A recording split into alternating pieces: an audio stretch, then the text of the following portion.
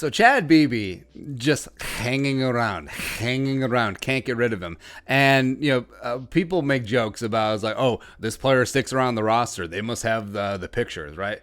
You look at Elfline. I don't know. Maybe Chad Beebe does. Who really knows? But Gary Kubiak clearly has love for Beebs, as he calls them. And, yeah, he has been working with the ones. Yes, he is going to make the roster. And, yeah, I think that he could and maybe should have a role early on. And even though he didn't win the punt return job, and Tajay Sharp and Justin Jefferson and B.C. Johnson are firmly ahead of him on the depth chart, I think he'll still get on the field. I mean, he's still made the 53. The Vikings, a run-first team, carried 7 wide receivers on the 53-man rooster. If you take away Chisena, that's still 6. That's still more than I thought they would carry. But I don't know. Like maybe Gary Kubiak is still just enamored with him because he hasn't really had a joystick-type player like a Chad Beebe. Like Denver 1.0, he didn't really have one. Same thing with Houston. Same thing with Baltimore 2014.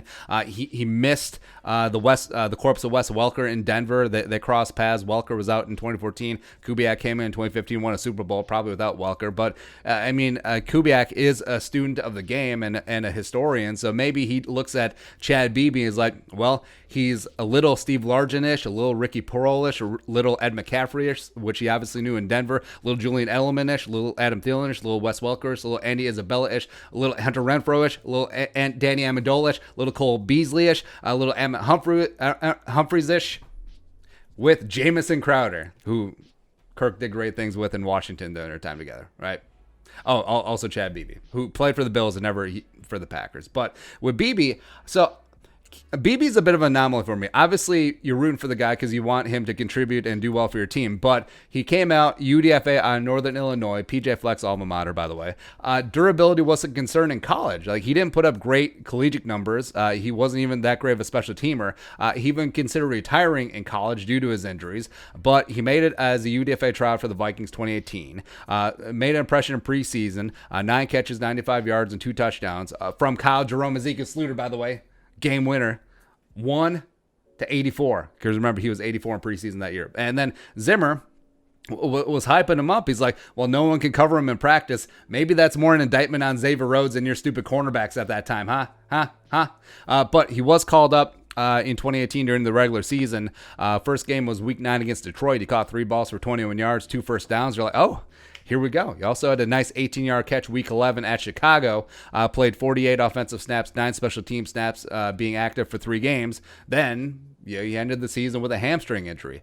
Last season, 2019, remember, he put Laquan Treadwell out of a job because Treadwell had been wide receiver 3 for the past 2 seasons.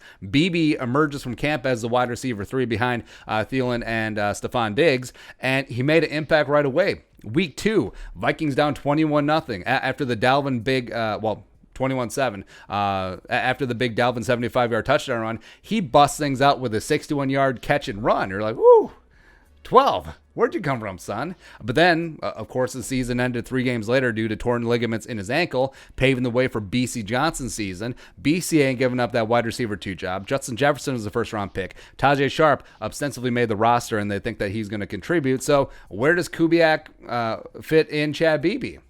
I don't know, because Kubiak obviously still has love for Beebe. Beebe is running primarily with the ones all through training camp, start and end. So he's going to get an opportunity here. So how's it going to work him in?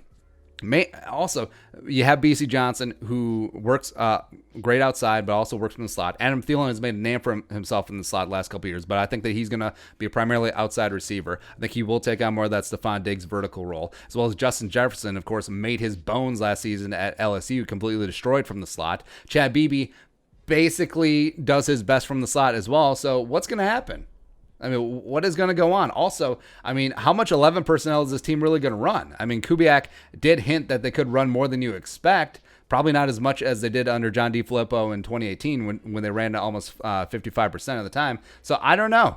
I don't know what's happening, but obviously there's a plan. Kubiak's talked about wanting to go 4 deep at wide receiver. Is Beebe going to be one of those 4? Will it be Thielen and Jefferson and BC and Beebe working in there? But they must have kept him for a reason, even though he's not going to be contributing as a punt returner, and even though they kept Tajay Sharp, so there's not really a clear wide receiver 4 spot for him. So I don't know. But he's going to get another chance. If he stays healthy, will it pay off? I don't know. But then if it doesn't, will he be back next year for year 4? Yeah, probably. Also, next year is a restricted free agent year, by the way, so the Vikings have to pay up for him. So that'll be interesting. But anyways, he's gonna get a shot. Cousins clearly seems to like him. He does have some game breaking ability if he stays healthy, but that's a big if again. So I guess we'll see. All in with the Beebs. We'll sell on Chad Beebe's and Beebe's accessories. Yeah. All right, so your thoughts, Chad Beebe, year 3. This is it, babe. Let us know your thoughts in the comment section below. Subscribe for daily Vikings takes. Most worth that work. Post on the Venmo. But until next time, Skull. Production value.